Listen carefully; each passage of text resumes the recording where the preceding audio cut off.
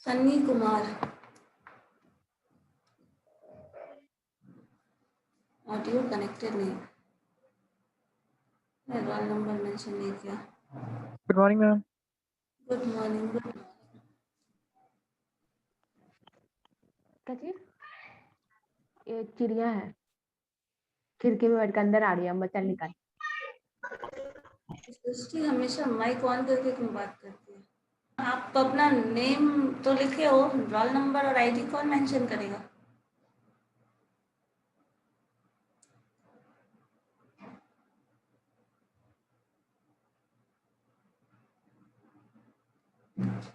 What is your roll number? Sunny edit करके roll number डालिए। कर रहा हूँ मैम, कर रहा हूँ। अभी तो नहीं हो पाया। अच्छा करो, ये नेम का ऑप्शन दे दो।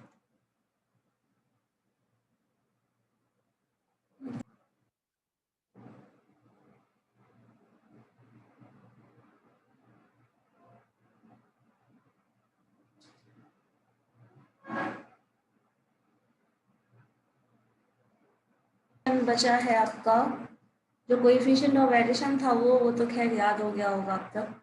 और वेरिएंस का एक फॉर्मूला है, जैसे हमारे पास मीन का फॉर्मूला था कंबाइंड मीन कैलकुलेट करने के लिए, उसी तरह हमारे पास कंबाइंड वेरिएंस भी कैलकुलेट करने का फॉर्म है, ठीक है, जिससे हमें दो अलग अलग पॉपुलेशन या फिर कहो दो अलग अलग सेट ऑफ डेटा के वेरिएंस को हम अगर कंबाइन करना चाहें तो कंबाइन कर सकते हैं।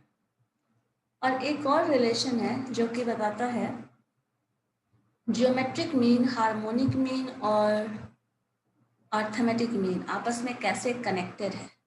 तो एक फॉर्म है उसका प्रूफ भी है, बट प्रूफ आप अभी रहने दो, सिर्फ रिलेशन देखेंगे क्या है वो, ठीक है। तो हम लोग वो देख लेते हैं आज। इसके बाद आप लोगों को वही प्रिपरेशन चल रहा है। मार्क्यू नेक्स्ट तो ट्यूसडे को मार्क्यू होने वाला है ना? No ma'am. अरे मैम कौन सा चैप्टर, कौन सा होने वाला है हमारी, मतलब किस टॉपिक पे? दोनों टॉपिक। मैम पिछले क्लास में नहीं था। पिछली क्लास में आप नहीं थे, मैंने लास्ट Yes, ma'am. था कि आप मैम पिछली क्लास में मैं भी नहीं था। इसी वजह से नहीं मालूम, शॉक में वो हुआ अभी, क्योंकि मैंने कहा था सैटरडे का और ट्यूसडे का ऑप्शन दिया था, तो आपकी तरफ से आया था कि ट्यूसडे को ले लेता है। ट्यूसडे है आपका दोनों चैप्टर का, major of central tendency and measure of dispersion. Okay ma'am. Okay ma'am. ठीक है, तो थोड़ा जो भी पढ़ना होगा पढ़ लेना। और क्वेश्चन लास्ट टाइम तो बहुत अच्छा नहीं गया था, देखो इस बार कोशिश करना सब लोग का अच्छा जाए। चलो देखो, एक रिलेशन है, अगर हम पावर को बढ़ाएंगे, एक्सपैंड करेंगे, तो ज्योमेट्रिक मीन जो है वो अर्थमेटिक मीन, कैपिटल एम, देखो यहाँ पे लिखा है M is the arithmetic mean, G is geometric mean and H is harmonic mean. So geometric mean is equal to mean मतलब arithmetic mean into 1 - 1/2 sigma square by M square. ये relation है geometric mean और harmonic mean में। जब हम उसमें कुछ expansion type का करते हैं तो ये रिलेशन मिलता है। एक रिलेशन तो आपको पता है, कोई बता सकता है तीनों का रिलेशन क्या होता है मीन मीडियन मोड का, जिस पे बेस्ड मैंने लास्ट टाइम मार्क्यू में क्वेश्चन भी पूछा था, जो कैलकुलेशन करने में आप लोग बहुत गड़बड़ कर रहे थे। बता सकता है कोई भी relation? Good morning ma'am. Good morning. Relation बताइए तो, विश्वजीत को याद होगा जरूर। Relation between mean median and mode याद है? नो मैम, नहीं याद है। नहीं याद है? चलो और कोई बताओ।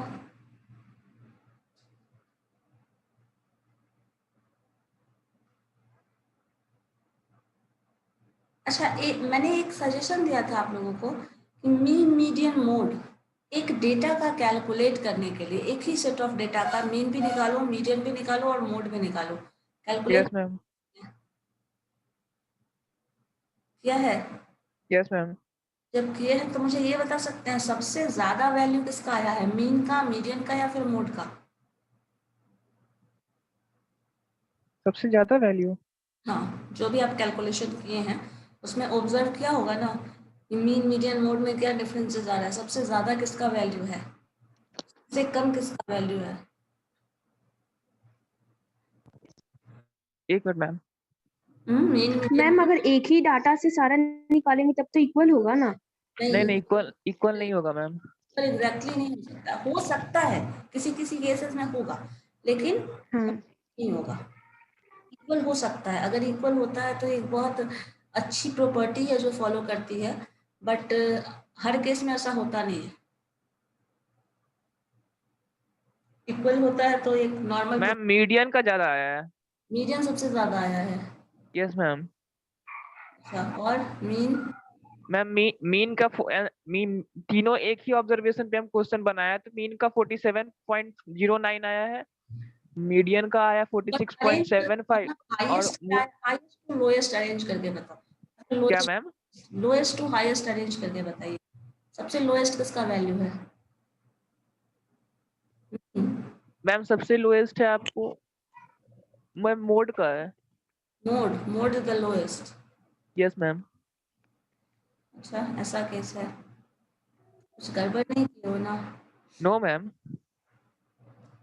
एक काम करना, फिर से आज अच्छे से सॉल्व करके ये रिलेशन भी मुझे बताना आप लोग कि विच इज द हाईएस्ट, ठीक है, इन मीडियन मोड में सबसे ज्यादा कौन होता है, सबसे कम कौन होता है, क्या रिलेशन हमेशा सेटिस्फाई होता है? मैम आप क्वेश्चन यही पूछ रही है ना कि तीनों को अगर हम एक ही डाटा के बेस पे हम बनाए तीनों क्वेश्चन को, तो किसका आंसर सबसे ज्यादा आएगा? हाँ, ज्यादा क्या होता है, कम कब होता है? जैसे देखो, फॉर्मूला याद है, मीन मीडियन मोड का फॉर्मूला क्या है, कोई भी यस बता मैम। सकता है? तीनों को मीन का कंबाइन करके, नहीं नहीं, वो वैसे फॉर्मूला अलग अलग नहीं, सेपरेट फॉर्मूला नहीं, तो मीडियन और मोड और मीन का रिलेशन एक पढ़े थे हम लोग। कब? कब पढ़े थे? Ma'am relation yes ma'am. बहुत पहले कब पढ़े थे। पढ़े थे?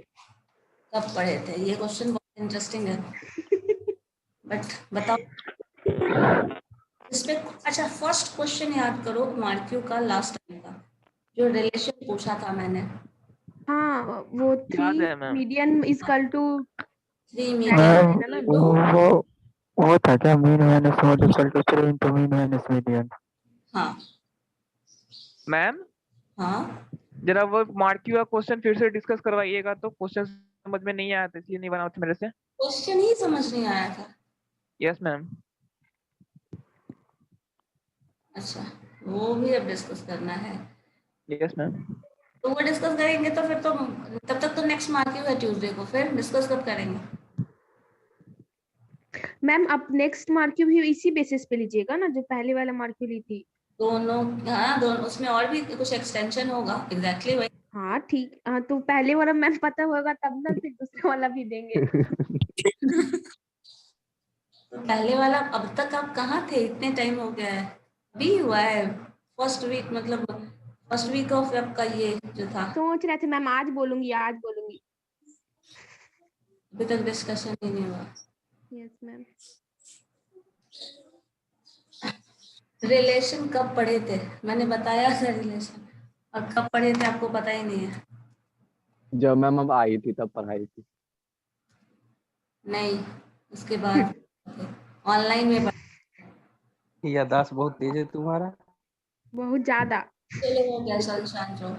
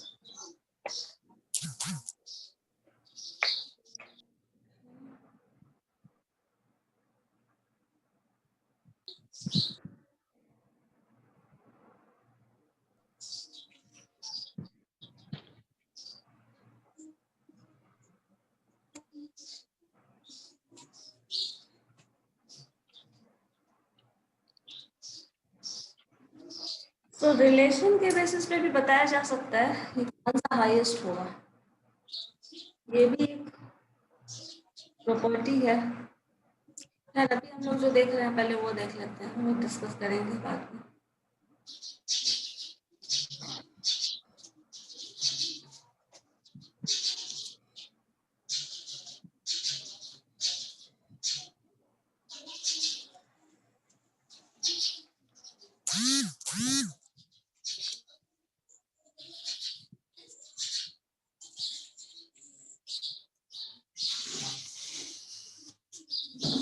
कार का चाबी डबल में है यहाँ पे।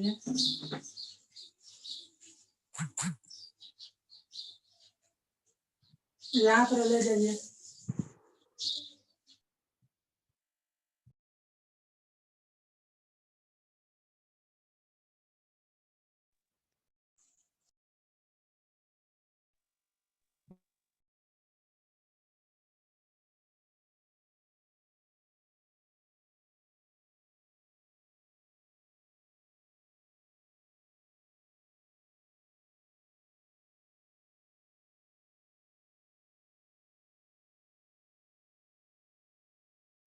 मैम मैम वॉइस आप नहीं आ म्यूट रहा है। है।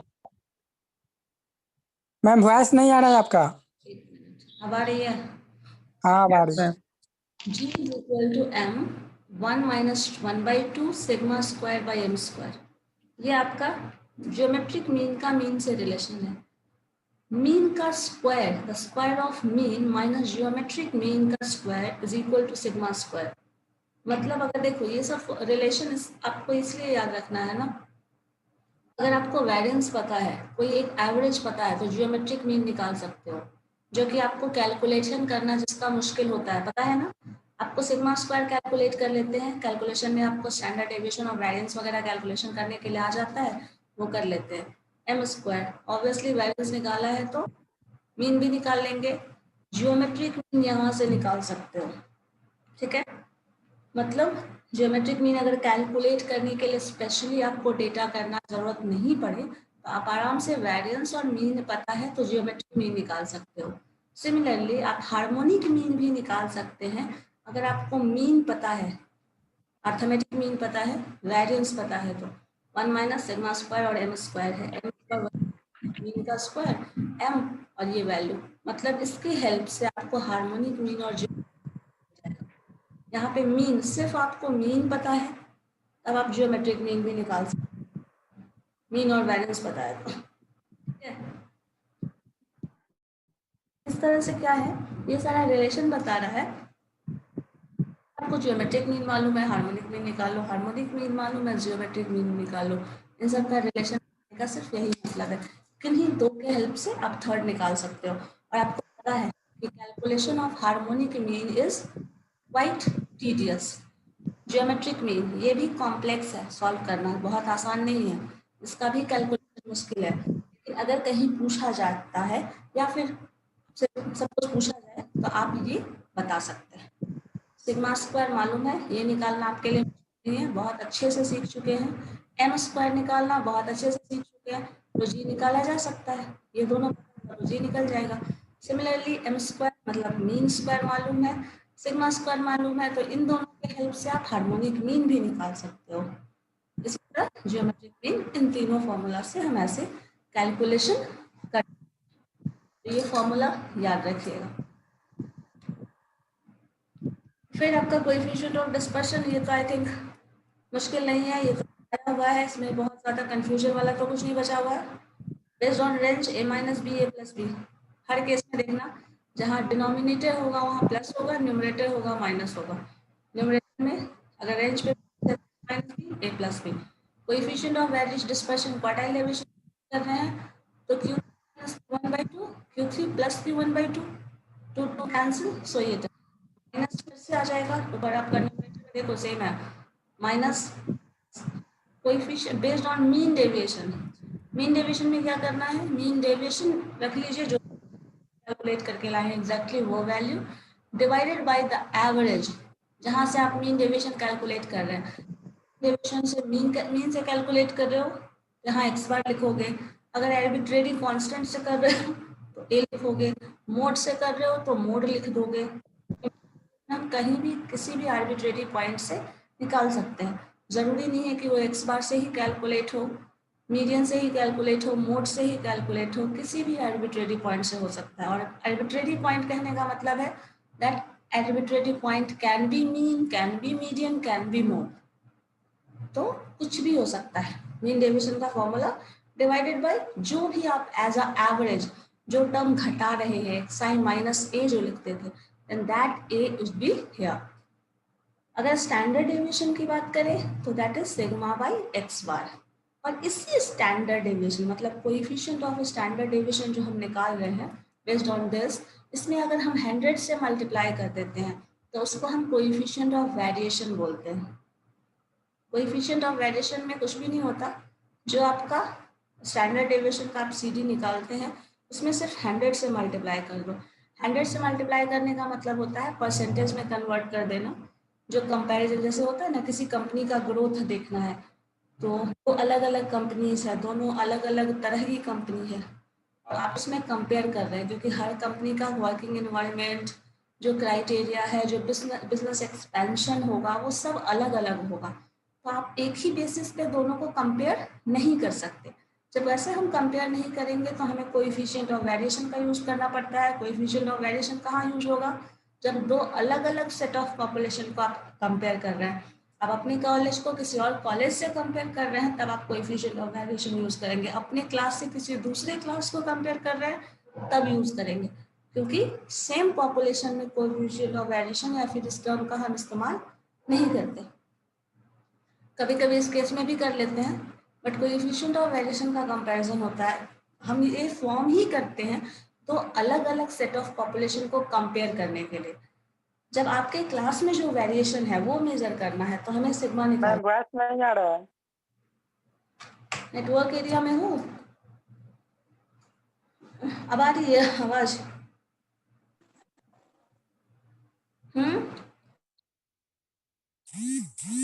बाकी लोगों को आवाज आ रही है?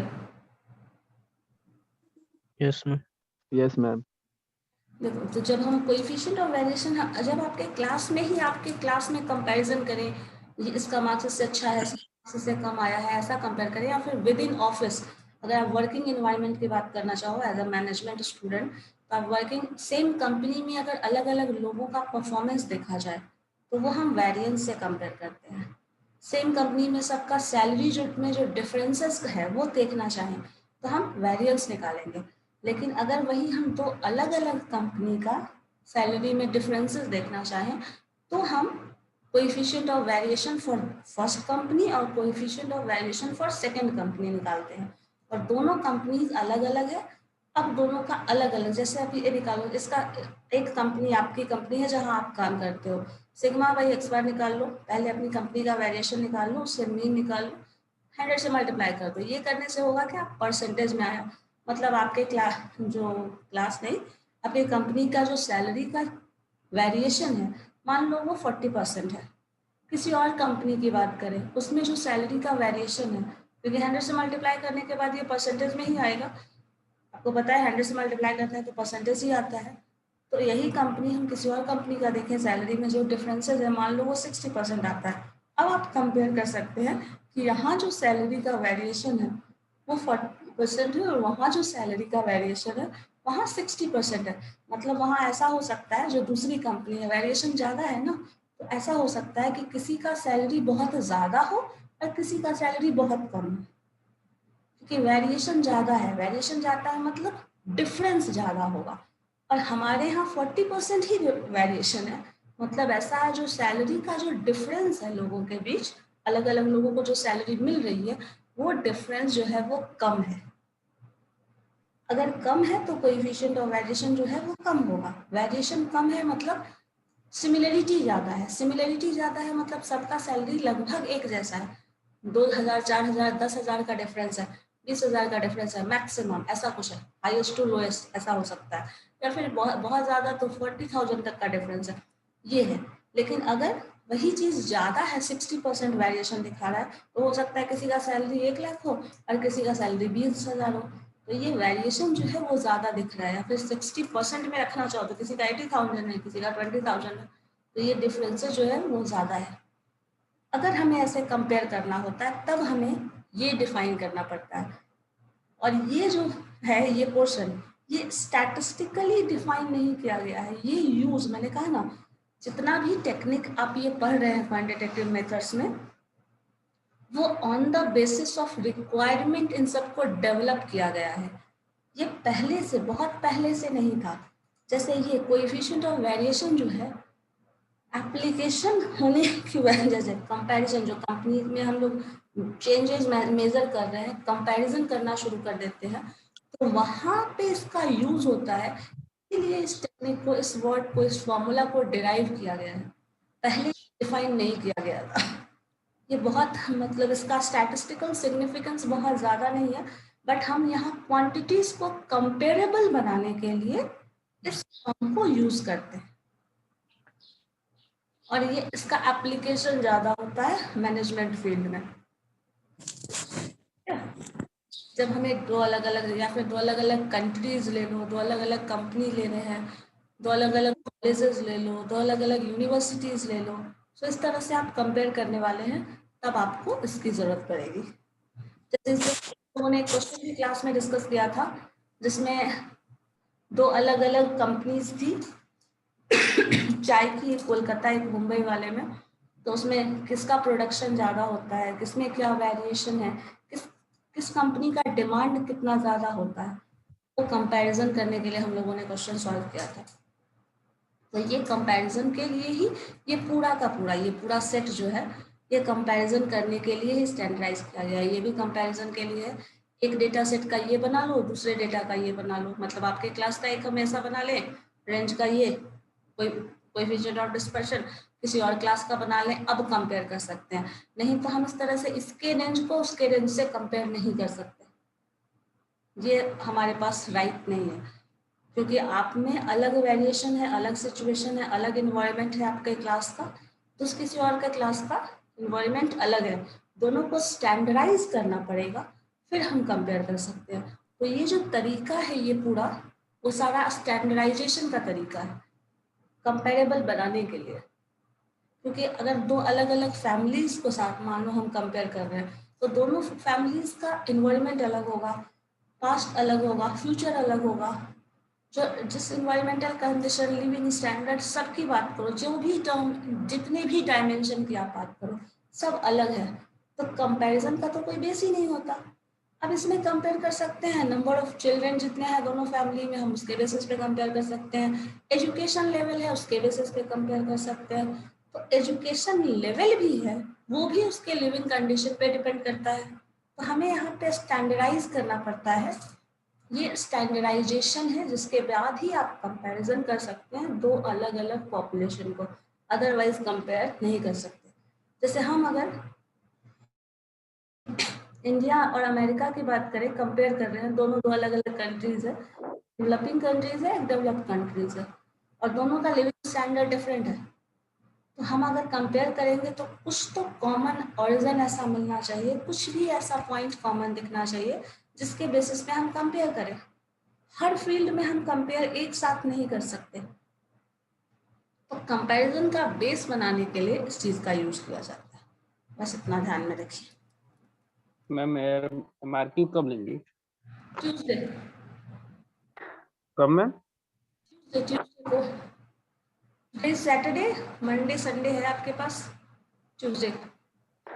हमें एक फॉर्मूला बताया था, रिलेशन बिटवीन सिग्मा और एस, निकालिए मैंने उससे। आवाज बहुत डिस्टर्ब आती है। जो formula ma'am, relation between sigma और एस का जो फाइनल फॉर्मूला बताया था, हाँ, वो निकालिएगा ना फिर। फिर से कुछ नहीं सुनाई दे रहा। रिलेशन बिटवीन सिग्मा और एस बताए थे ना मैम आप, माइनस, हाँ, उसका फॉर्मूला निकालिएगा ना फिर। उसका फॉर्मूला निकालो। एक मिनट, मुझे देखना पड़ेगा ना।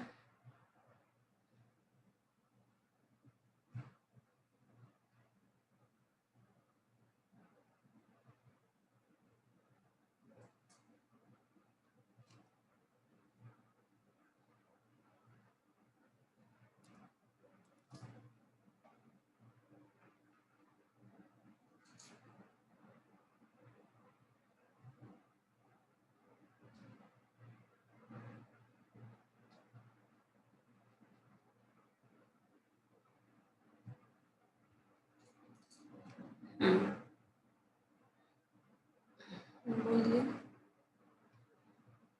यही फॉर्मूला ना?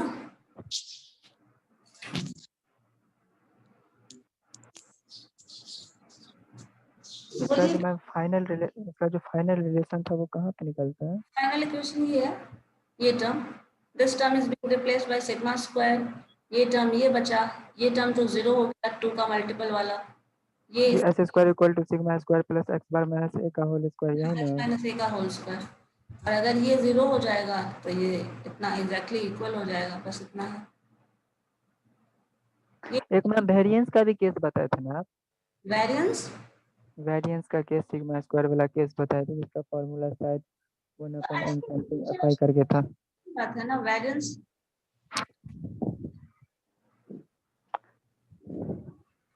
एस स्क्वायर को हम लिख सकते हैं sigma square plus this square, या फिर इसको उधर भी लेके चले जाइए, sigma square is equal to S square minus this square, वो टर्म आ जाएगा। वैसे करोगे तो दोनों एक ही टर्म आएगा ना, आप रिलेशन दोनों का इसके टर्म में उससे निकालो या उससे टर्म में इससे निकालो, रिलेशन तो वही आएगा ना।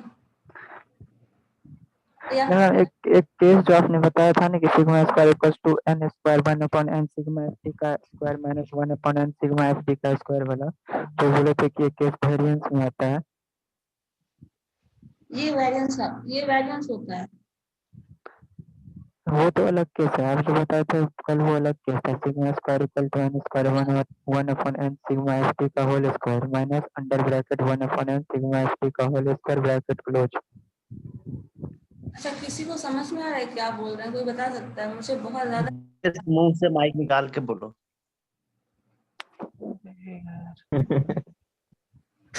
बहुत ज्यादा घबराहट आ रही है आपके आवाज में। ओके मैम, कोई बात नेटवर्क। ऐसे में क्वेश्चन पूछोगे फिर कंफ्यूजन रहेगा ना, बताओ क्या है। अभी बीच में बोल रहे थे ना, मुझसे लास्ट शुरुआत में, इसके पहले जो आप बोल रहे थे उसमें आवाज आ रही थी आपकी, अभी आपकी आवाज लग ही नहीं रही है, मतलब ऐसा लग रहा है कि कुछ बज रहा है।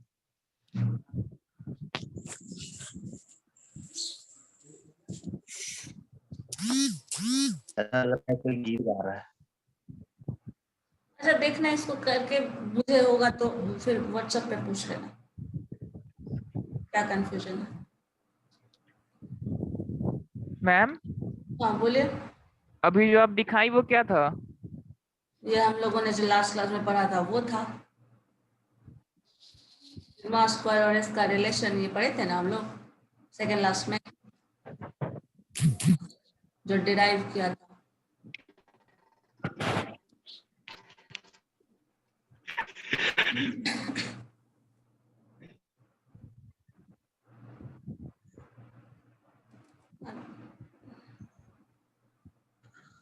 देखो ये एक है, कंबाइंड सीरीज का वेरिएंस निकालना हो,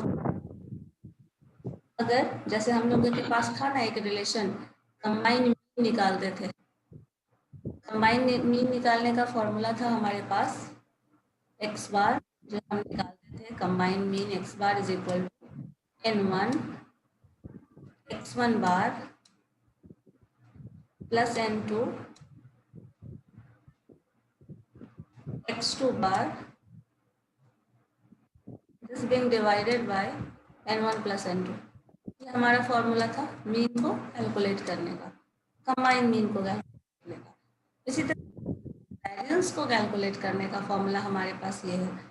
जिस तरह हम कंबाइंड निकाल सकते हैं उसी तरह कंबाइंड वेरिएंस भी निकाल सकते हैं। तो कंबाइंड वेरिएंस का फॉर्मूला है sigma square is equal to 1 by n1 plus n2 n1 sigma 1 square first का वेरिएंस प्लस d1, और d1 क्या है? ये d1 जो है वो डिफरेंस है मीन का, फर्स्ट का मीन का minus common mean minus X bar plus n2 sigma 2 square plus d2 square. d2 square क्या है? x2। अब देखो दो अलग अलग पॉपुलेशन है, तो दोनों को कंबाइन करके हम वेरिएंस निकाल रहे हैं। तो कंबाइन करके वेरिएंस निकालने के लिए हमें पहले कंबाइन मीन निकालना पड़ेगा। कंबाइन मीन निकालेंगे तभी हम कंबाइन वेरिएंस निकाल सकते हैं। तो कंबाइन मीन जो है वो ये फॉर्मूला, ये आपको पता है, हमने लास्ट में टाइम ही पढ़ा था। कंबाइन मीन, अगर आपको कंबाइन मीन नहीं निकालने की जरूरत पड़े, ऐसा भी क्वेश्चन हो सकता है, हम लोग अभी देखते हैं ऐसे, D1 एक टर्म डिफाइन कर जो पहले का मीन, फर्स्ट सीरीज का mean minus combined mean. D2 है सेकेंड सीरीज का मीन माइनस कंबाइंड मीन। तो अगर ये वैल्यू आपको सारा दिया हुआ है, सिग्मा 1 दिया हुआ है, N1 N2 दिया हुआ है, तो आप कंबाइंड मीन निकाल सकते हो, सॉरी कंबाइंड वेरिएंस निकाल सकते हो। जैसे देख लेते हैं क्वेश्चन में हमारे पास है the first of the two has 100 items with mean 15। देखो स्टैंडर्ड डेविएशन 3 मतलब N1 100 आइटम्स है, एवरेज 15 है और स्टैंडर्ड डेविएशन 3 है। लिख दिया N1 100, x1 बार 15, N1 सिग्मा 1 स्टैंडर्ड डेविएशन है तो स्टैंडर्ड डेविएशन को सिग्मा 1 से रिप्रेजेंट करते हैं। सिग्मा 1 जो है वो 3 है। दूसरा ग्रुप, सॉरी दूसरा ग्रुप नहीं लिखा है, लिखा है the whole group has 250 items. दे रहे हो तो 250 आइटम्स है, तो 250 आइटम्स में से 100 को घटा दो तो 150 जो होगा वो कितना हो जाएगा N2। दूसरा बोल रहा है उसका एवरेज जो है, सॉरी ये दोनों ग्रुप का कंबाइन है, उस कंबाइन का मीन 15.6 है, कंबाइंड का एवरेज स्टैंडर्ड डेविएशन इतना है। अब आपको पूछ रहा है स्टैंडर्ड डेविएशन निकालो सेकंड ग्रुप का, तो कितने इजी से आएगा क्योंकि हमारे पास फर्स्ट का डेटा पूरा दिया हुआ है, N1 वैल्यू x बार ये सिग्मा 1, टोटल n दिया है दैट मींस 250, N2 निकाल सकते हो यहाँ से, कोई दिक्कत नहीं है। x बार जो है वो कंबाइन मीन है क्योंकि होल ग्रुप की बात कर रहा है, होल ग्रुप मीन्स दोनों को मिक्स करने के बाद ये, and combined variance combined standard deviation हुई है। अब क्या बोल रहा है, N2 निकालना है, घटा दिया, ये तो हम निकाल ही सकते हैं। वैल्यूज को जो भी हमें इंफॉर्मेशन पता है सारा वैल्यू को इस फॉर्मूला पे पुट करो। जब सारे वैल्यू को आप इस फॉर्मूला पे पुट करेंगे और कंबाइंड मीन पता है तो यहाँ से भी निकाल सकते हो। कंबाइन आपको कंबाइंड मीन पता है, N1 प्लस N2 पता है, ये पता है, ये पता है, तो सेकेंड मीन निकल जाएगा x बार, क्योंकि हमारे पास कंबाइंड मीन का फॉर्मूला है। x बार का वैल्यू 15.6 है, N1 का वैल्यू 100 है, x1 बार का वैल्यू 15 है, ये भी दिया हुआ था, N2 150 है, x2 बार नहीं मालूम है, मिसिंग है, और 250। अब सारा इंफॉर्मेशन इसमें से पता है तो बचा क्या, x2 बार, इसको कैलकुलेट कर लो इक्वल से 250 into 15.6। सो ये जब कैलकुलेशन करेंगे तो हमें x2 का वैल्यू मिल जाएगा और वो 16 आ रहा है। अब सारा का सारा इंफॉर्मेशन हमें मिल गया, x2 का वैल्यू मिल गया, x1 का वैल्यू पता है, x बार पता है, तो अब हमें क्या निकालना है, यहाँ से देखिए N1 मालूम है, N2 मालूम है, सिग्मा स्क्वायर, सिग्मा 1 स्क्वायर नहीं मालूम पता, सिग्मा 1 पता है तो सिग्मा 1 का स्क्वायर भी कर लेंगे। सिग्मा 2 नहीं, सिग्मा 2 मालूम है, सिग्मा 2 स्क्वायर नहीं मालूम है तो उसका स्क्वायर कर लो। D2 एंड D1 को डिफाइन कैसे कर रहा है, x1 बार माइनस x बार, x2 बार माइनस x बार, तो ये भी निकाल सकते हैं। सारे वैल्यूज को यहाँ पुट कर लो। D1 का वैल्यू x1 बार 15 था, x बार कंबाइन ये था तो 0.6 आ गया, माइनस 0.6। D2 बार हमारा 16 आया है, जस्ट अभी आया है 16, 15.6, ये 4.1। सारे वैल्यूज को उस इक्वेशन पे, विराट मिश्रा है आपके क्लास में कोई? नो मैम, है कृष्णा नाम है उसका। वो कृष्णा का नाम है विराट। हम्म, ओ, अभी क्यों एंटर कर रहे हैं?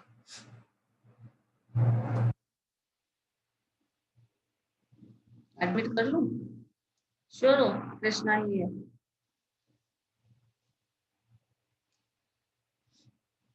अच्छा देखते हैं, ठीक है। सारे वैल्यूज को जब पुट करेंगे तो हमें सिग्मा 2 का वैल्यू मिल जाएगा। एक काम करिए तो ये करके देख सकते हैं, वैल्यूज पुट करके, सिर्फ आपको ये फॉर्मूला इस्तेमाल करना है बस। सारे वैल्यूज को इस फॉर्मूला पे, D1 का वैल्यू आपको मिल जाएगा,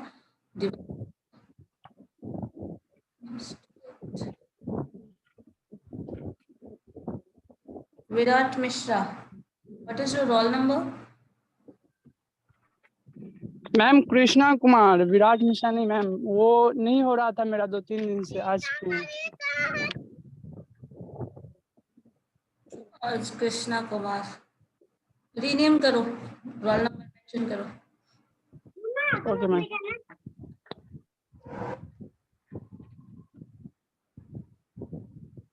ठीक है, तो ये हम लोग इससे निकाल सकते हैं। ये फॉर्मूला ध्यान में रखो, क्या है? कंबाइन मीन का। जैसे कंबाइन का था, कंबाइन मीन का याद था, वैसे ही कंबाइन वेरिएंस का हम लोग फॉर्मूला यूज करना है।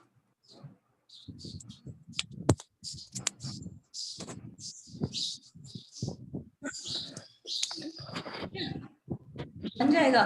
बना के देखिए तो इसको, बना के देखिए तो बन रहा है या नहीं।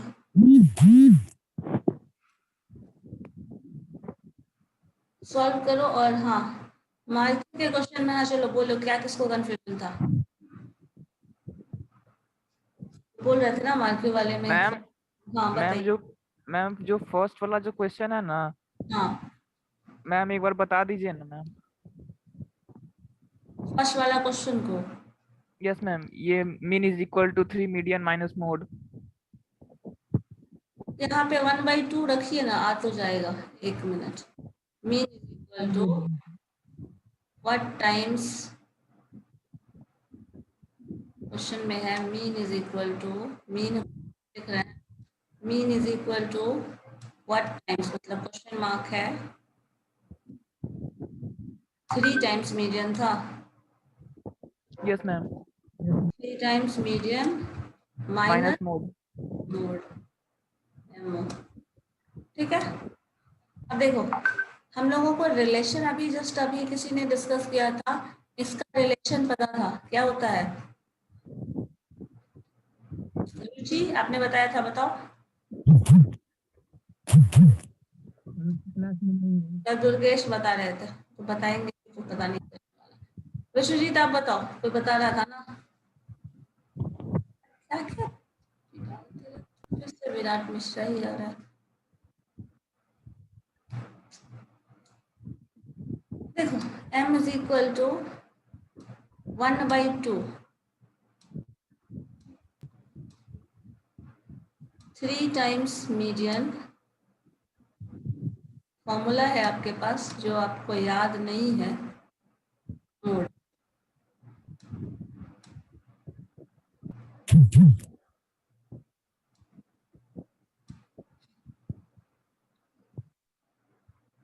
ठीक है, तो अब इसको मल्टीप्लाई करो, क्रॉस मल्टीप्लाई करोगे।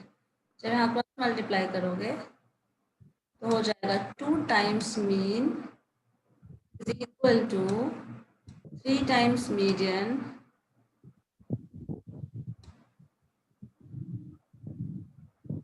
माइनस, ये मल्टीप्लाई इसमें भी होगा ना, 2 मोड।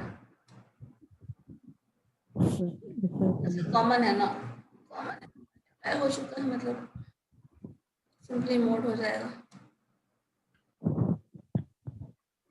ठीक है, आपका रिलेशन था, आपको याद हो तो है, नहीं तो बताऊं क्या? 3 times median is equal to 2 times mean minus mode. ये रिलेशन हम पढ़े थे। Yes ma'am. यही रिलेशन लाना था। तो ये रिलेशन किस कंडीशन में ट्रू होगा ये बताना था। ठीक है, यही बताना था आपको। तो यहाँ पे अगर 1/2 करते हैं तो ये आपको कंपेयर करके देखना पड़ेगा। इस इक्वेशन से इसको सॉल्व कर सकते हो। इस इक्वेशन से आपको ये इक्वेशन पे वापस ऐसे जाना था जिससे पता लगे कि यहाँ क्या कांस्टेंट होगा। वाला भी क्वेश्चन है, उसके लिए रिलेशन याद होना चाहिए। मीन माइनस टाइम होगा। विश्वजीत कुछ बोल रहे हो आप? उधर ही बात कर रहे हैं तो फिर अनम्यूट क्यों कर रहे हैं? Mean minus mode is equal to what times mean minus median. तो इसको भी वैसे ही सिंप्लीफाई करना है। यहाँ पे कुछ x रख दो, x का वैल्यू यहाँ x मीन, ये टर्म डिवाइड करके देखिए रिजल्ट क्या आता है। वैसे ही इक्वेट करना है हमें। ठीक है, यस मैम। सारे क्वेश्चन में वैसा ही था। और ये सारे हाँ मैम आपसे नहीं पढ़े। अरे भाई म्यूट कर ना तब।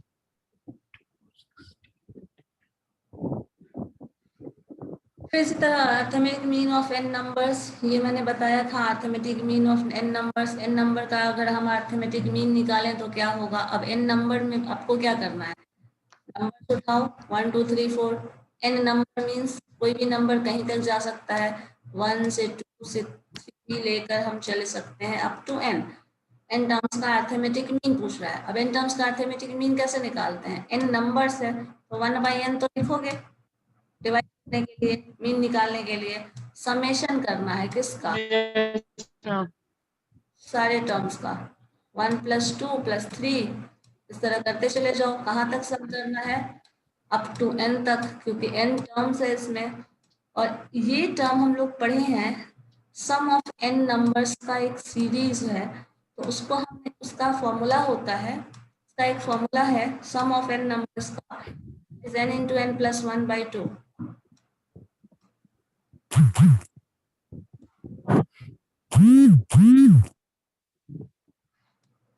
n + 1/2। अब इसमें डिवाइड करोगे, n कैंसिल, बचा क्या, दिस इज द फॉर्मूला, ये रिजल्ट आने वाला था।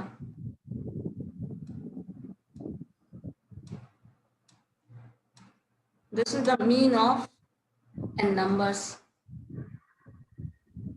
ठीक है, अब देखिए क्वेश्चन एनालाइज करिए। इस तरह से ये ज्योमेट्रिक मीन निकालना है, ये तो हम फॉर्मूला पे है।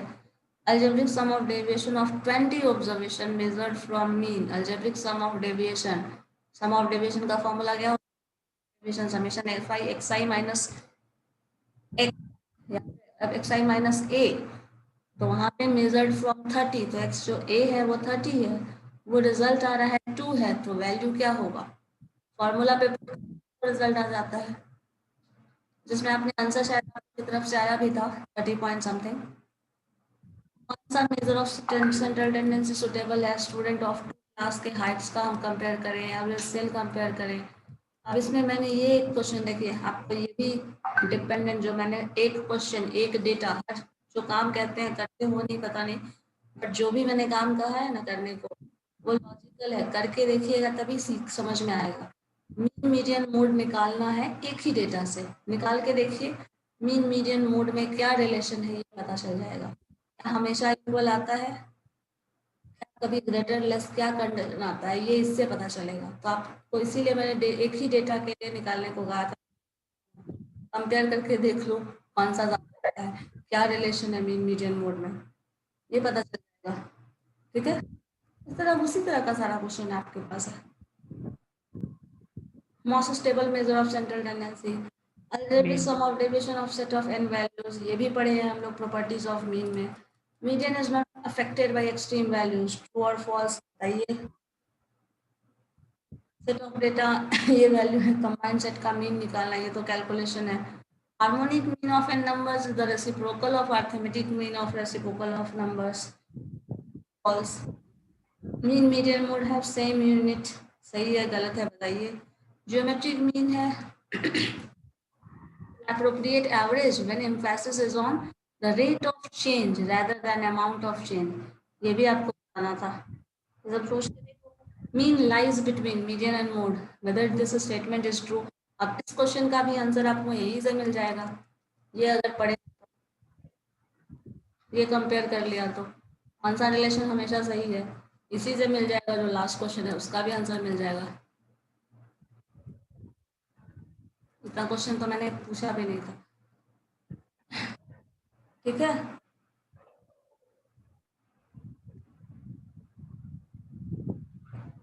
सो सारे क्वेश्चंस देखो, बनाओ करके, जितना मैं एटलीस्ट उतना कर लो। थ्योरी वाला सारा वीडियो जो है उसको गो थ्रू हो जाओ, उससे जो भी है क्वेश्चंस बना के देख लीजिए रिजल्ट क्या आ रहा है और कौन सा वैलिड होगा, ये सारा, तो उससे आपको आइडिया मिल जाएगा किस तरह का क्वेश्चन हो सकता है।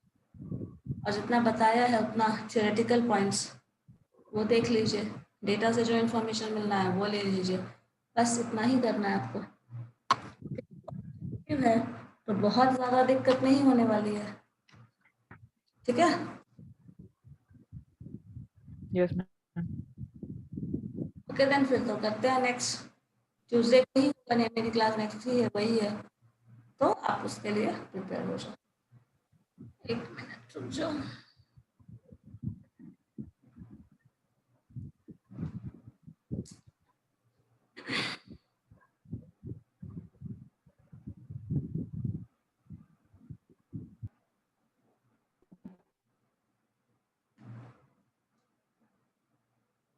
Okay then.